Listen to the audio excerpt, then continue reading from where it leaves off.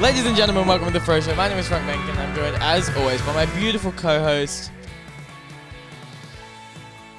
Joe Murray. Thanks, bro. Thanks. Sorry, I just forgot your name for a minute there. Oh, right. Did you? No, it's okay. Yeah, no, it's fine. I'm going to start this episode by saying if you haven't watched the episode 52 1-year special, go back and watch that. Yes. It's great. We're really proud of it, bar all the issues that we had. Yeah. But it was super fun to film, and we had a really good time doing it. I think I watched the intro and that reveal like 6 times. It's so good. The day after. It's so good. We won't spoil it if you haven't watched it, but No. go watch that episode. It's our 1-year anniversary episode, so, you know, obviously Lots of fun. lots of fun. It was awesome. Joe, you got some stuff this week. I did. I got some stuff Do you want to delivered. talk a little bit about that? I can. Do you want to? Do you want me to grab it? Yeah, pass one of them. Which and one? And I'll talk about it. Oh, whatever. Let's start this one. All right. Well, I started getting my FPV stuff delivered. So this is the first thing.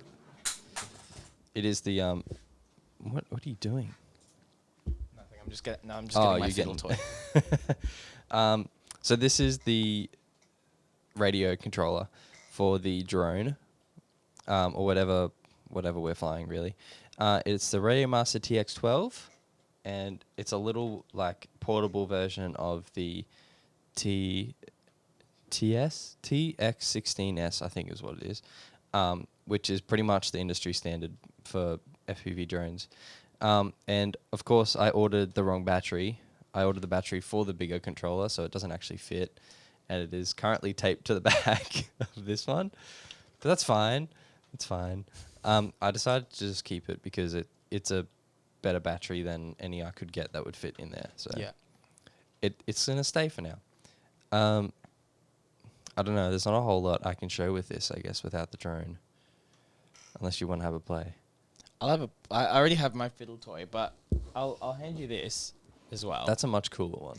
This is a bit more exciting to talk about, I think. So this is the Yashin 800D, maybe? Goggles. And they're probably not the, they're not the normal FPV goggles that you'd see that are like really close to your face and whatever. But I got this as a kind of future-proof thing. We're going with analog just because it's cheaper, more versatile, and DJI is kind of the only company that have anything digital out at the moment.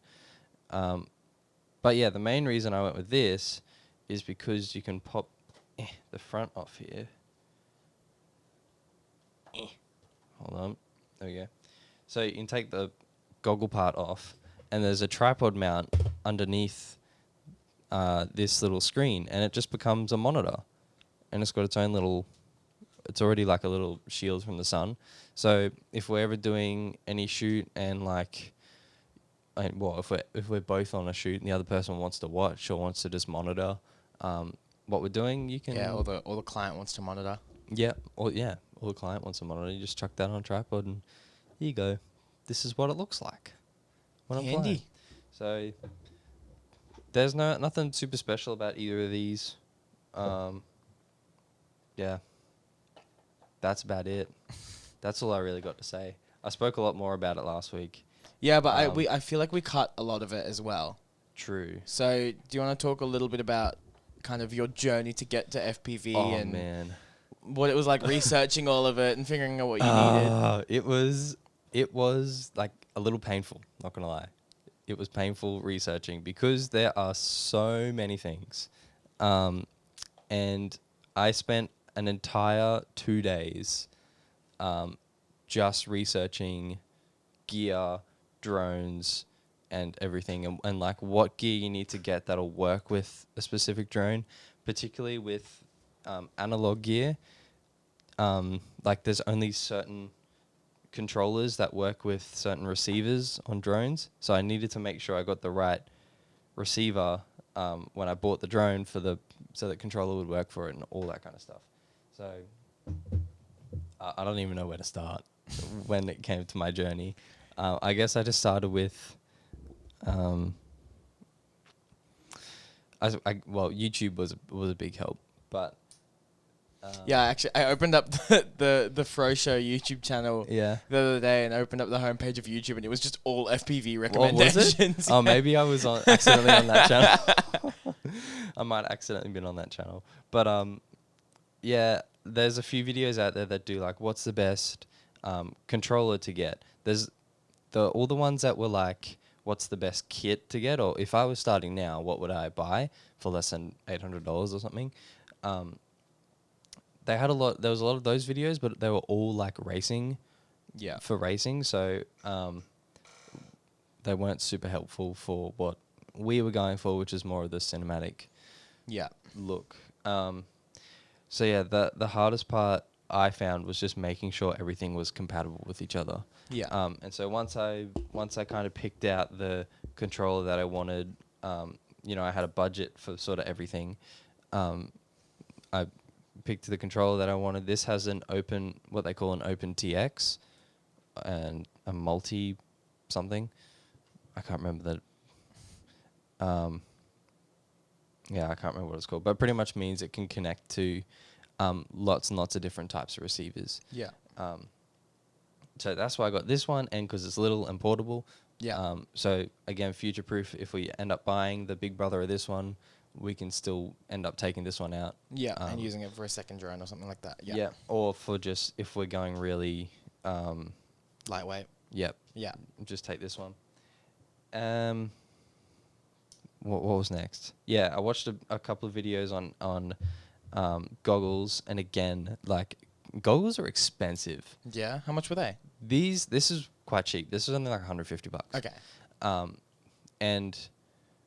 But goggles that aren't box goggles like this are at least $350. Wow. For like, the cheap version that doesn't have a resolution as good as this. Yeah. And this also has a much bigger screen, and because we're doing cinematic stuff, I wanted something with a big screen, a decent resolution, and what's the resolution on that one?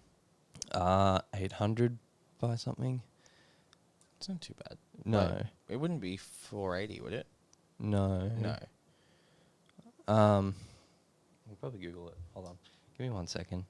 It's better than the other one I was looking at. So I was tossing up between this one and a something Shark is the brand. Surfshark. Surfshark. No. That's a VPN brand, I think. Surfshark. Maybe. VPN? Yeah. What's that? Do you not know what a VPN is? Do I? Yeah, probably. It's like you get ads for like NordVPN and stuff, where you like mask your IP. Oh yes, on the yes, internet. yes. Yeah. Yes. You put your computer in a different place in the world. Yeah, in very simple terms. Yes. Yes. You doing your research? Yeah. On the show? Yeah. My phone's not even within reach. Really? I woke up this morning and realized that my phone wasn't plugged in last night. Same. And that's the first time that's ever happened to me. I'm on 12%. Okay, I woke up on like 60, so that's not too bad. Yeah, okay. It's 720 by 576. So 720. Yeah. So it is better than the other one I was going for. This also has a big screen. Yeah. So it's not amazing, but being that close to your face and just being like it's a device to make sure I don't hit anything, really. Yes. Rather than, it has to look amazing. Yes, very fair. But yeah. So that being said, though, the DJI ones are sexy. The DJI ones are very nice. And because they're digital, they don't have any of that, like, all that static and distortion from color distortion stuff from the analog stuff. Yeah. But those goggles are $900. Yes. Or $899. $899. There you go. Yeah. So $900 for the goggles alone, and then the digital transmitters. Sorry, with the FPV camera that's on the drone costs an extra $100 on top of the drone. Right. So like the drone I got, which was the for anyone who knows what they're talking about, the iFlight ProTech 35 Cinewhoop. Yeah. It was, I think. Now I don't remember. I bought so much stuff. I think it might have been 200, 250. Yeah. Maybe. It was like another $100 on top of that for the digital version. Yeah. So Right. And this is Yeah. like your get started kit. Are you're gonna start soldering and fixing and making stuff yourself at some point? At some point, yeah. I want to be able to build a drone that we can just like rip around with. Build a racing drone that we can go crazy with. But that is a whole nother world. Yeah. Building stuff. Yeah. But also I think it's important to know how to fix it as well. Yeah. So for when things inevitably go wrong when you give me the controller. Yes. So I understand basically what happens in a drone. Yeah. Like you got, I won't be able to explain it, but there's like the flight controller, the ECUs I think they're called, and they control how much power goes to the motors. Then you got the 4 motors, props, and I think there's something else. Oh yeah, there's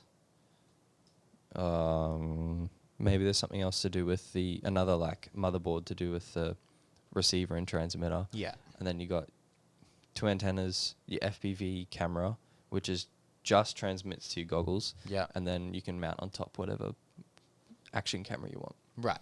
Yeah. So I think I know how to fix something if something goes wrong. But will be a learning curve. 100%. Either way. Yeah. Yeah. Fair enough. Building from scratch is just a whole new thing. And I don't know if it's smarter to buy a kit. I couldn't actually find many like disassembled drones. Yeah. So I don't know if it's smarter to try and find that, or to just buy parts and try and build it all yourself. I got no idea. I ended up just like putting building in the too hard basket and just like, I'm going to buy an actual. You're like, I'm going to figure out everything else first and then I'll come back to that. Yeah, because like that, it's just finding the like right controller for me, or the right goggles for me, was so much like took so much of my time. Yeah, it would have been way too hard to try and find what motor will be great for this drone. Yeah. So yes, makes sense. Lots of fun stuff. Lots of just many hours spent. Yes, learning sitting about at my stuff. computer. Well, you've been researching a bunch of stuff as well about FPV stuff. I've also been doing a lot of research. Yeah? Not in FPV. No. But in my own little area. Yes. Which has been climbing. So I've been figuring out. Joe and I have been talking. We talked a little bit about this in last week's episode, but I think a lot of it got cut. We have been talking about niching down. And one of those niches that we're going to be looking at is climbing photography and videography. Yeah. Obviously, I'm very into climbing. I've talked about it a lot recently. And so I'm starting to figure out how I can, A, start doing outdoor, because I don't do outdoor at the moment. And B, how I can start doing photos and videos for climbing, basically. So I also bought my gear. Some gear last week. I'm building it up slowly. It's strange because it costs the exact same as getting into FPV. Weird. But yeah, so I've been building up my stuff. I bought a harness last week, some carabiners, and slowly building my gear up.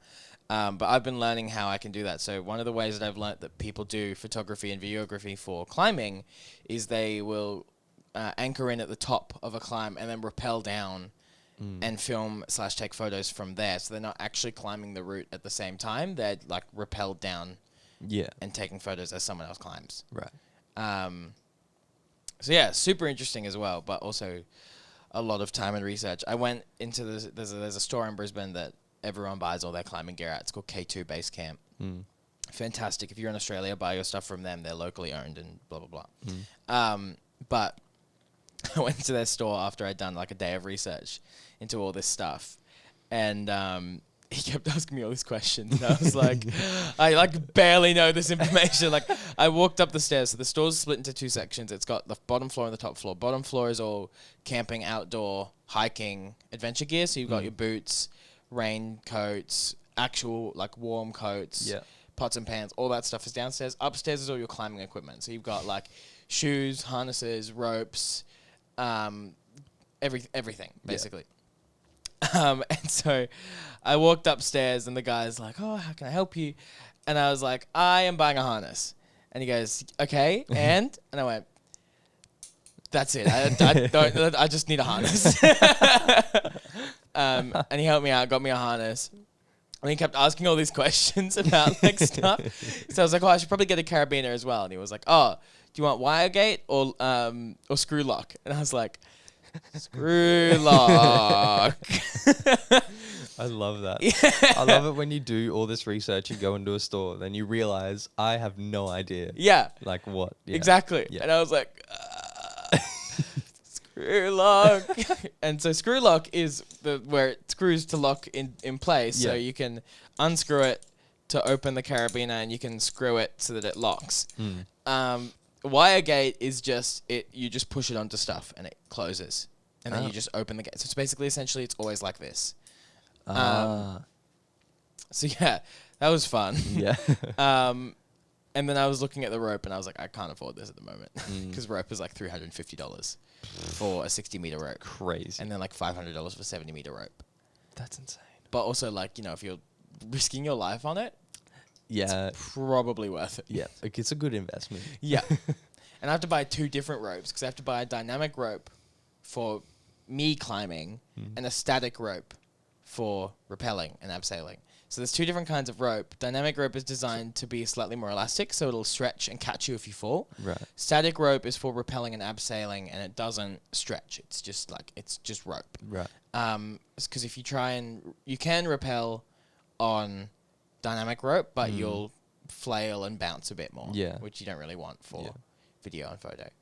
But yes, we've been doing a lot of research, both individually, and we've kind of come together this week and been like, oh, wow. We don't know anything. Yeah. But we're getting there. We're getting there. And as the saying goes, niches lead to riches. Yes. So if we can get some solid climbing stuff going and some solid FPV stuff going, 100% there will be work out there for us. Yeah. I'm really keen. I'm yeah. getting like itchy now to actually fly my drone. Yes. And like get into this sort of stuff. Yeah, it'll be sick. I'm really excited. I'm really, really excited. I can't wait for your drone to come. We might have to buy a new GoPro as well. Eventually, yeah. Because, you have a 5? Yeah. I looked at, I was looking at them the other day, and like the Hero 8, so they're up to 9 now. Yeah. The 8 was like $450 or something. That's not bad. No, I was expecting like 600. Yeah. So I bought my 5 when it came out for more expensive than that. Yeah, I bought my 4 at the same, like when it came out. Yeah. I bought it from JB Hi-Fi. Same. Hey. Oh, man. Yeah. So, yeah, we'll have to look into that. I wonder what actually Insta360. Oh, not that. Yeah. Yep. Wait, is it called the Insta360 Go? Or just Insta360 Go 2. Yes, they just came out with that camera. Yes, it's like, teeny tiny. I could swallow it. Yeah, that a lot of FPV people use those little cameras on drones because they're so light. I am scared to own that camera. Why? The 360 Go 2. It's so small. Just because of how small it is. Yeah. I would lose it so fast. It like comes in the cases that look like those little headphone cases. Yeah, it's so weird. That's it. That's the entire I would camera. 100% lose it. I don't. How much is it? Good. Oh, wait. I don't have my phone. I have my phone. It's probably the same, right? It'd be 800, which is insane. Surely it's so not. small. So is it 360? Yeah. It is. Yeah, I think so. Surely it has to be. Surely they wouldn't backtrack and just make a. I don't think it is actually. No. Wait, does that say? Hold up. What? I read something that could have been wrong. Okay. No, this is the actual. Hold up. Are you fact checking? Yeah, I am. I can't read what you're reading, so I don't know what you're looking at. It's really cheap, I How much? think. I don't know if that's Australian or US. Probably. I bought mine directly from the Insta360 store, and it was in Australian. Okay. Hold on, let me go back to the Insta360 store. If it's super cheap, we'll just cop one of them instead of a GoPro. Now. Please choose a shopping platform. Yes. Insta360 store. Uh-huh. I don't think it's 360. It's just an action cam. Okay. Australia. Uh-huh. Insta3. Oh, okay. It's not as cheap as I thought it was, but it's $480. That's not bad. No, for a brand new action cam. What are the specs again?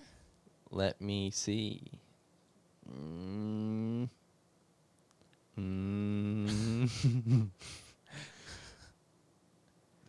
They really put a lot of work into. Look, these they don't write out. Oh, here we go. Now that here are the All right. specs, they do a lot of like Pretty stuff. pretty spec layout. Yeah. Like good resolution. Yes. Yeah. We understand that. It's a camera that came out in 2021. Yes, All of them thank have you, good thank you. resolution. So 2560 is that 2.5K. 2.5K is at 50 frames per second. Yeah. It's an interesting frame rate, but or 1080 at 50 frames per second. Oh, sorry, that I'm reading this wrong. That's flow state stabilization. So that's with it really stabilized. You can do up to 2.5 at 50 frames. Yep. Basic stabilization. Oh, it's the same. What? Can I read it? Yeah, that doesn't make any sense. I'm confused by what you're saying. It looks like the specs get worse the less stabilized it gets. Basic stabilization. HDR. Oh, that is interesting, isn't it? Because you can't go at a higher frame rate with. No, so the max frame rate is 50 frames per second. It's 2.5K at 50 and 30, and 1080 at 50 and 30. Stabilized for the exact same, and then you can do HDR, which is brighter colors, but it's not stabilized. And that just brackets it. So that's also 2.5K at 25 and 24 frames per second. You can do slow-mo at 1080 at 120. Oh. Well, I don't think it's worth investing in that. No, that's pretty good. That's solid as. But my Hero 5, actually, I might have it here. Hold up. Here's your telephone. Thank you. Phil. 2.5K at 30s at 50 is pretty good. Like I can't do 4K 60 on my camera. I can only do 4K 24 or 30 on the USR. Oh. Yeah. So I'd be pretty happy with that. Plus, considering how small it is, you'd be able to rip that on an FPV. Here we go. Yeah, but so I want to eventually strip this one. If we were to get a new one, Yeah. I'd strip this one. All right. So at 2.7K, you can do up to 60 frames Yeah. So it's similar. on this one. At 1080, I think you can do 120, which is the same as that one. Yeah. Yeah. Wonder if it's a similar processor then, or a similar sensor. It'd have to be that small. Interesting. Crazy I'm how that keen to works. see like proper reviews on it in like a month or two. Yeah. When it's not just like fresh tech. Yeah. Because you always get the really positive reviews right when something gets released, and everyone's like, "This is amazing, blah blah blah, new tech." But in 2 months, people will be like, "Oh, I've been using it for 2 months and I don't like it." Yeah. Yeah. So we're kind of just waiting for that. Yeah. Waiting for the actual reviews. Yeah, exactly. Rather than 2 days of use. Yeah, actually, Seventh Era on YouTube. He's like a friend of Hayden Peterson. Bought one of the DJI FPV drones. Mm. And he had it for a day and broke a prop. No, not a prop. He broke what's the piece that goes out, like the whole. Like Oh, I saw this. Well, it's just the arm. Yeah. Is there an actual name for it? Surely. There has to be. Anyway, the arm. Yeah, the arm. One of the arms. Yeah, totally snapped it. Yeah. So within like an hour of flying it. Jeez. Which is solid. And you can't replace them. No. You got to buy a new drone. Also, can I be honest about the DJI FPV drone for a second? 100%. I'm not super impressed by it. No? No. Why? I have watched footage of people that are pros. Mm. Well, semi-pros, let's say people that are good filmmakers. Mm. And I'm kind of just like, yeah. Oh, really? Yeah. Oh. And I think it takes away a lot of what makes FPV good in that you can fix things if you break it. Yeah. So I get why it exists as like an entry for FPV, but I'm not super convinced that it's amazing. No, I'm the same. Yeah. Yeah. I think we'll look back on it in a couple of years and go, oh, interesting. They're pushing it really hard though. Oh yeah. DJI. Yeah. And understandably so, because, FPV is literally the future. Like, that is the future of filmmaking, is FPV. Yeah. But yeah, I don't think it's small enough to be effective. And I don't think it's like malleable enough. I don't think you can do enough with it to change it and fix it. True. If it was like open and you could change things and fix things yourself, it would be great. But it's a bit too pristine. Right. I think. Yeah. They also don't. So you don't put an action camera on that. No, the camera is the Yeah. the FPV camera. I suppose that's the future of digital, is getting rid of the action cam. Yeah. But I don't know. I don't think they'll. I also watched a lot of videos on like digital versus analog. Yeah. And the biggest thing they found with digital is that there's the latency with it is variable, whereas with analog it's often not. So there was a guy who was doing like practice with a racing drone with it, and he was just doing this one little circuit, and he did like one battery with analog, one battery with digital, and kept like swapping back and forth. And the biggest thing he found, he was getting similar times on the track, but he said that on one or two corners, the latency on the digital was different every time. So you couldn't hit, like, for racing, he couldn't hit the same, couldn't get the same, like, muscle memory for every lap to put in consistent times. Yeah, so I don't know if that's a massive thing with cinematography, but yeah, to me, it sort of just adds a little extra room for error. Yeah. With analog, because there's less, because of the variable latency with digital. But yeah, it was interesting. I saw that this guy that I follow, I sent you one of his videos a little while ago. I didn't end up FPV watching that guy. whole thing, but just the beginning the bowling of it. alley one? Yeah. Yeah, I'm going to talk about that in a minute, but I'm going to talk about something else Okay. first. This guy, he's one of the top FPV pilots in the world. His name's, I don't know his real name, but his Instagram name's Captain Vanover FPV. Is this like the German guy or something? Yes. He does lots of racing, but Yeah. also, Yeah. I think, Yes. So he just did a music video for Justin Bieber. Oh. And like the intro for this music video is an FPV shot. Yeah. And so like the more I see this stuff, the more I'm like, oh yeah, the future of filmmaking is FPV. Yeah. It has to be. If we're talking about the same guy, have you seen his drones? No. Oh man, one of them is like this big. Yeah. And he can put a full like a whole Blackmagic sits under it. Wow. That's full crazy. rig, and it's got 8 props on it rather than just 4, and it's able to carry these huge, like, he puts a reds on them. Yeah. Without stripping them or anything. Well, you can put a red Komodo on a pretty bare bones FPV rig. Oh really? Yeah. Oh, without yeah. stripping it. Oh. Yeah. But yeah, he's able to fly that easily. That's for crazy. Ages. That's really cool. It's insane. The one that I sent you the other night was that bowling alley video, and that was crazy. It was insane. like so this. Do you have it still? I sent it to you, so just like I could find it. But it's this bowling alley, and he comes from the street through the door, through people, down the bowling alley, like the actual lane, and then up through the like tiny little sliver section. Oh, I just need the name of the thing so I can plug it so people can find it. So it is at Jaybird Films, but the I in bird is a Y. At Jaybird Films, JAYBYRDFILMS. Yeah. Yeah. I'm gonna watch it now. It's crazy. Like he goes down the alley, up through the back, shows all the machinery of the bowling alley, comes back through the door into like a movie theater, and then back. It's so insane to me how much skill this guy has. Wait, whoa. Yeah. That was a tiny gap Yeah.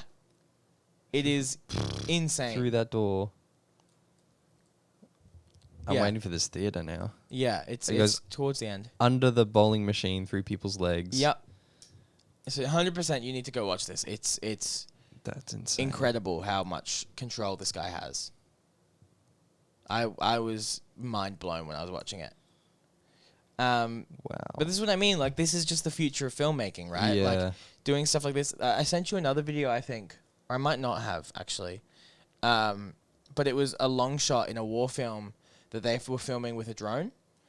And, and they were filming it with the drone, and they would carry the drone above their heads with it idling to film. And then when it had to do a drone thing, they would let go and it would fly up and then come back down and they grab it and actually film with it as a camera. Oh. And then it would fly up again and do another shot. This was all for like one really long shot, and then they'd grab it and use it as a camera again, and then they'd put it up in the air. It's crazy. That's crazy. Yeah, What? it was on. Screw it, I'm getting my phone. It's on this Instagram page that I follow. Behind the Scenes-agram is what Behind it's the called. scenes-agram. It's really cool. Just what blows my mind about like FPV pilots like that is how you can do a 2-minute shot and it all be like there's no mistakes. Yeah. Yeah. Here. Yeah, Behind the Scene-gram, is what it's called. I'm just waiting. It was shot on a DJI Inspire 2 drone. So they're holding the drone like this as they're filming, and then they let go of the drone, it flies over stuff, and then back down, and then they film it again. And yeah, Whoa. it's a really, really interesting use of a drone. And it's all for a long one-take shot. It's cool, right?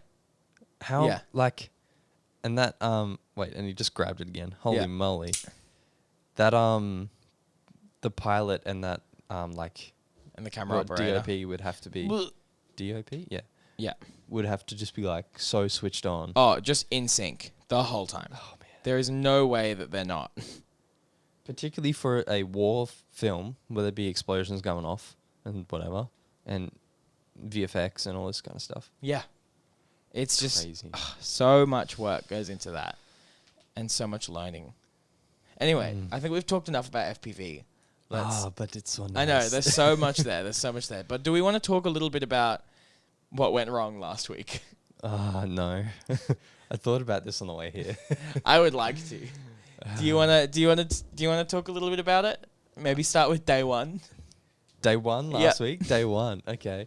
I don't know. We got up, we were pretty psyched for this episode. We had a kind of an idea. And yeah, we went out, started driving around. It was overcast. We were looking for a spot to Which is great. shoot. We love overcast because that's perfect lighting. Yeah, we were out there and we were like, oh, this is great. Good lighting. So we started heading up to one of the places we thought about. Got halfway up and it starts pouring down with rain. And we're like, okay, no, that's all right. It should pass. You know, the weather says it's going to pass in an hour. So we'll get there, sit around for a bit and it'll be good. It'll be good. Ended up getting up to the top of this mountain and there was so much fog. It was so thick. You couldn't see anything. Like literally, if I placed the camera, you wouldn't have seen us. No, you couldn't see a thing. So we were like, oh, it's fine. We'll try. We'll drive 20 minutes to this next location, and if there's no fog there, like the fog might have passed by then. So we're on our way. We're going again. 15 minutes later, starts pouring down with rain, and this time it doesn't stop. So we tried out 2 or 3 locations, and then eventually it just didn't stop raining, and we figured everything's just going to be wet, so it'll be too miserable to film the podcast. So we put it off for 24 hours. Yeah. And instead went and got wet anyway, shooting. Took a bunch of photos. Taking some photos. That was fun though. That was fun. My main thing was that I didn't want to get the zoom wet, and I didn't want to get the backdrop wet. Yeah. That was kind of it. I would have been happy getting my camera that would have wet. been a pain to dry. Yeah. That would still have been wet. Yeah. And the zoom, it's like not waterproof at all. No. So, yeah, that was day one. We got back here and we're just like, And then we watched Deadpool 1 and 2. Because we were like, this sucks. And went climbing. And went climbing. Yeah. Because we were pretty over that day. Although we did order something on that day. Do we want to talk about what we bought? We did. Let's come back to that though. Okay. And I'll that segues nicely to you to talk about day 2. Yes. So then day 2, we got up bright and early, packed the car We again. didn't. Packed the car again. We were gonna leave early and then we didn't. We didn't leave until like 11. Yeah, it was bad. It was bad. So we went out like in the perfect middle of the day when it was super hot and gross. And we went out up the mountain to the first spot, and then it was packed at the first spot, so we couldn't film there without feeling like bad people. Yeah. And then we went to a second spot, couldn't get a good spot to film. Then went to the third spot, managed to get to the third spot, and it worked really well. We were super excited. Yeah. Had the backdrop set up. Forgot to factor in wind, so we hadn't brought any sandbags or anything. Yeah. And so our backdrop was just getting blown about in the wind and getting knocked over and stuff. And so that was great. Yeah. Anyway, we managed to get it set up, start the episode, filmed the whole episode, which was great, and we were really happy with it. Ended up leaving, packing down, coming back. We loaded up everything, copied everything. I had started editing the footage, and then I heard Joe go, "Oh no!" And then what happened, Joe? Your mic, your audio was cutting in and out. Something had gone wrong with. We looked at the cable you were using. It seemed fine. Hopefully it's fine today. Hopefully. I've been looking at the levels though, and I haven't seen it drop, so Okay. I think we're okay. Yeah, I think it was just a connection to. I gave it a good push as well today. I went. Yeah, I clicked when I plugged it in as Yeah. well. So it was either the connection to the microphone or to the Zoom. Yeah. It could have been a bit of both, but yeah, it just cut in and out the whole episode. It was great, and it was every time that I had like a good thing to say as well. It was really frustrating. Yep, or a good question to ask. Yeah. And so we kind of sat around for 10 minutes just sulking, and then we got to editing and decided that we would just cut out what we could or what sounded okay, but then there are a few bits that you had to re-record. Yeah. So Particularly in the Q&A bit, I had to Yeah. re-record most of those questions, which was a pain. it worked out alright though, because we couldn't really see your mouth. Yeah. It's hard to see you from where the Across the camera was street. set up. Yeah. Yeah. So it worked. It did. It worked alright. It just sucks because there's a couple stories in there that I really liked that we had to cut. It's just Yeah. it sucks that it's like the 1 year episode. I That was I the biggest know. thing where we were like, wow, okay, that sucks. I even got out there and I was like, oh, I don't really have a backup plan No if redundancy. anything goes wrong. But yeah. That's you why live and you learn. That's Now- why you have backup plans. now always have a backup plan. Yeah, Always, always, like always. today we have a backup plan. We do. There is a mic up there. Yeah. Yeah. So Which, like, it sucks. it But does. we've learnt from it, and I think the episode came out well. And we got a couple people message us and say that like, we know something went wrong, but it's fine. Like the episode is okay. That's cool. So that's really nice to hear. Yeah. That It it's did. not completely horrendous. Yeah. Oh well. That happened. Yeah, but we did it. We did it. We made it through a year. I just love the intro. Oh my goodness. The cow is great. I love it. It's so We made a funny. friend. It's great. You should go watch it. Go watch that episode if you haven't already. I know I already said it, but it's good. It's so funny. And I quite enjoyed filming it as well. Yes. It's The- not a green screen. As Yes, well. It let's. is Yeah, not a we'll green say screen. that for sure now. Yes. I also noticed that when the backdrop fell, the back of it's gotten a little dirty. So Oh, like, really? there's some like marks on the back of Oh it now. no. But it's okay. We won't have this set for much longer. No. We'll get there. No. And we'll get there. It's we gonna will. happen. We will. We'll have a new set soon. I've just noticed that the battery on the EOS R is like almost dead. Oh great. So we probably got time for like one more thing, I think. Okay. So have you got anything that you want to share, Joe? Not. What else has been going on? Not much. Not much for me. Oh, Have you been doing actually, anything? I want to talk about something quickly. Okay. So I I finished watching BoJack Horseman last night. I've been watching this show for like a month now. Yeah. I've loved it. This is probably the 6th or 7th time I've tried watching it. Every time I've gotten halfway through the first episode and gone, this is weird, I don't like this, and then stopped. Yeah. Anyway, I pushed through it and watched it and fell in love with it, and it was incredible. Yeah. Anyway, I finished it last night, and I literally cried for like 20 minutes. I have never cried that much about a show in my life. Yeah. Wow. Like, it wasn't even that sad. It was just like... Yeah, that's the perfect emotion to describe it. It was just, it was really nice, and it's one of the best endings to a show that I've ever seen, because they didn't try to wrap everything up. Right. They very clearly, so you know when sometimes, and a really good example of this is Game of Thrones. You get a show where they know that they have to finish it. Yeah. And so they try to finish every single storyline that they've started, and it ends up just being a really rushed season because they're trying to finish everything. Yeah. The way that BoJack did it is something I've never seen a show do before, in that they made it very clear that this is the end of the show, but not the end of the story, if that makes sense. So it's a very nice wrap up of kind of the character arcs and the characters themselves, but the stories aren't over. Right. There's still a lot of things happening and stuff going on, but it's like, the best way I can describe it is like the end of a documentary, where like, you know that this is the end of this section or this chapter and it's over, but there's no more for you to take part in. Like they're going to continue, but your viewership of it is done. That's cool. Yeah.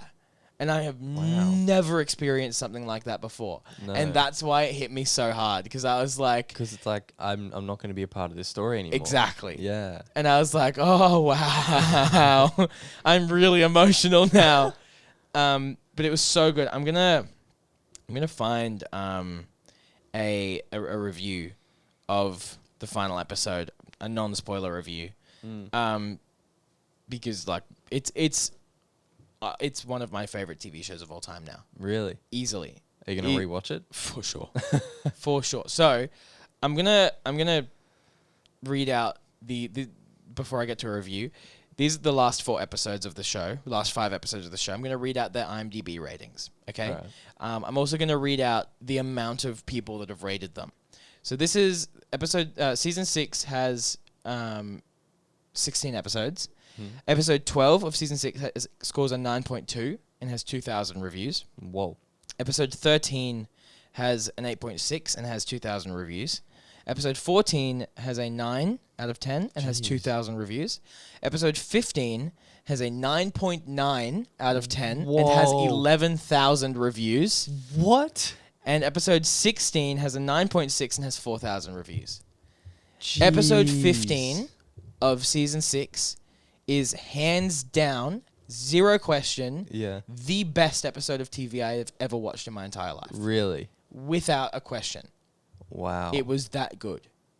I need to watch that. Yeah. Even if you just watch that episode, it requires some context, but I didn't know how to respond at the end of that episode. It was that good. Wow.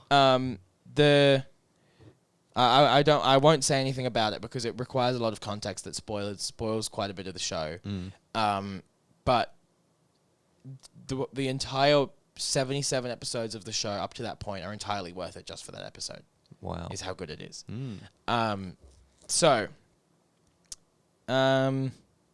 this is the top review from the final episode. So it's a 10 out of 10 review. The title is More Man Than Horse. It's by Nathan 700-996793. Thanks, Nathan. Thanks, Nathan. This is the review. Don't cry because it's over. Smile because it happened. I feel proud to live in an era where adult animation has a platform to tell a complex story such as BoJack Horseman, transcending the stereotypes of the medium into a space that feels more real than the majority of reality television. This show has impacted me in ways no other show has and will linger with me longer than any TV show about a talking horse probably should. As they say, sometimes the hardest things in life are the things worth doing. Thanks for the time, BoJack Horseman, obviously. It's really, really good. Wow. So 100% you need to watch it. Yeah. Like just Just do do it. it. Just do it. Just do it. It's really one of those shows that, and this is the most cliche thing ever, but it really is a show that finds you when you need it, I think. Right. There's so much there for you to learn from, and I absolutely devoured this show. So 100% go watch it. It scores an 8.7 out of 10, like the whole show. Wow. Out of 115,000 reviews. Jeez. And actually, something interesting that I learned about this show is that, let me see if I can find the exact quote. Here. So, the first season of the show received mostly mixed reviews from critics. This may have been due to most outlets only reviewing the first few episodes of the season, unaware that the show developed a darker and deeper tone about midway through the first season. This improvement was so significant that it forced IndieWire to change its grading policy to watch a show's entire season upon availability, instead of just the first half dozen or so episodes, which would have boosted their original rating of BoJack's first season. Whoa. So interesting, That one right? show changed that entire They policy. completely changed their policy that they now have to watch the first season of a show rather than just a handful of episodes. That's crazy. Yeah. It must be pretty good then. Yeah, so that was I found that really, really interesting, but man, so good. And there's still so many unresolved plot lines in the show. Wow. Like, I still have a lot of questions where I'm like, But they're just not. they're just not answered. Huh. And the show is very clear that they never will be. Like, it's like, this is it. Goodbye. Oh, Yeah. that's sad. Yeah, exactly. Which is why it's a bittersweet ending, because, like, you're like, oh, I want to be a part of it still. Yeah. Yeah. It's really good. I really enjoyed it. Mm. Anyway, on that note, let's Yeah. wrap it up. Alrighty. Go check us out on Patreon, patreon.com/The Froe Show, where you can go watch the After Froe Show. And where can they find us on social media? On Instagram at Froe Media and Twitter at the Froe Media. Yes, beautiful. All right, thank you so much for watching or listening to this episode of The Froe Show. That was episode 53. We will see you next week. Thank you so much. Bye. Bye. Bye. So good having the music. Yeah, it's very nice, all right? It is really nice.